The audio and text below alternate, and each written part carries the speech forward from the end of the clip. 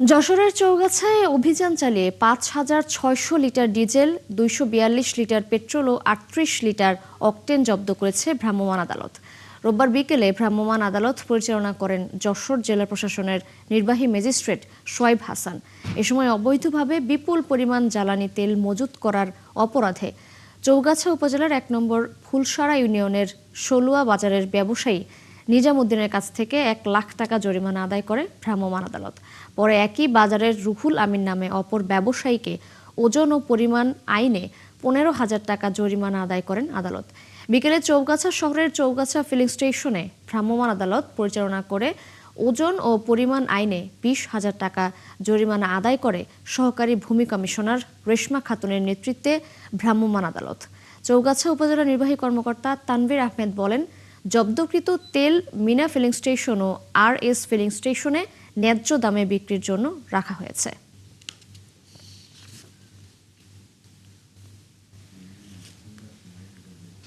জ্বালানি তেল মজুতের অভিযোগ উঠেছে যশোরে। আরো তথ্য নিয়ে আমাদের সাথে যুক্ত হচ্ছেন সহকর্মী SM ফরহাদ।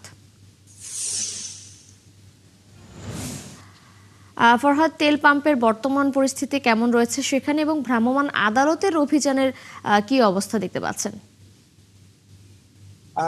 তুষার, ধন্যবাদ। আমি সকালে ৩টি পাম্পে গিয়েছি, ২টি পাম্পে তেল পাইনি। এখন যে পাম্পে আমি দাঁড়িয়ে আছি, মনিয়া যাত্রিক যে তেলের পাম্প, এই পাম্পে কিন্তু তেল শেষ হয়ে গেছে। অর্থাৎ এখানে পেট্রোল এবং অকটেন কোনোটাই নাই। কিছু কিছু দেখেছি যে কাস্টমার তারা আসলে তেল নিতে এসে বাইরে দাঁড়ায় আছেন। তো এখানকার যারা পাম্প কর্তৃপক্ষ তারা যেটা বলছেন যে গতকালকে রাতেই তাদের কিন্তু তেল শেষ হয়ে গেছে। অকটেন এবং পেট্রোল যেটা খুলনা যে ডিপো থেকে আনতে হয় ৩,০০০ লিটার পেট্রোল তারা ইতিমধ্যে নিয়ে এসছেন। কিছুক্ষণের ভিতরে আসলে পেট্রোল বিক্রি করা শুরু করবেন। এবং এখানে আমরা দেখেছি যে প্রতি মোটরসাইকেলে যারা যাত্রী আছেন, মোটরসাইকেল যারা নিয়ে আসছেন তাদেরকে ২০০ টাকা তেল দেওয়া হচ্ছে। এবং যারা ব্যক্তিগত গাড়ি, বিশেষ করে প্রাইভেট কার এবং মাইক্রো নিয়ে আসতেছেন, তাদের সরকারি যে নির্দেশনা আছে ১,০০০ টাকা করে তেল দিচ্ছেন। কিন্তু মানুষের ভিতরে যে একটা আতঙ্ক, এই আতঙ্ক আসলে এখনো মতো কাজ করছে যে পেট্রোল জ্বালানি তেল পাওয়া যাবে না। এই যে আতঙ্কের মধ্যে কিন্তু মানুষ প্রচুর পরিমাণে পেট্রোল পাম্পে আসছেন। এবং যেই যে পেট্রোল প্রয়োজন মানে চাহিদার তুলনায় কিন্তু অতিরিক্ত আরো ৪ গুণ বেশি ক্রেতারা আসতেছেন পেট্রোল কেনার জন্য। আমরা এই মতো কথা বলতে চাই, এখানে পেট্রোল একজন যারা বিক্রি করেন কর্মচারী, আপনার এখানে এখন পেট্রোলের কি অবস্থা? আমাদের তেল আছে ডিজেল আর ৩,০০০ পেট্রোল আছে। ৩,০০০ পেট্রোল সাপ্লাই আমরা নামাই যতটুকু সময় পারবো বিক্রি করবো। শেষ হয়ে গেলে আবার বন্ধ হয়ে যাবে।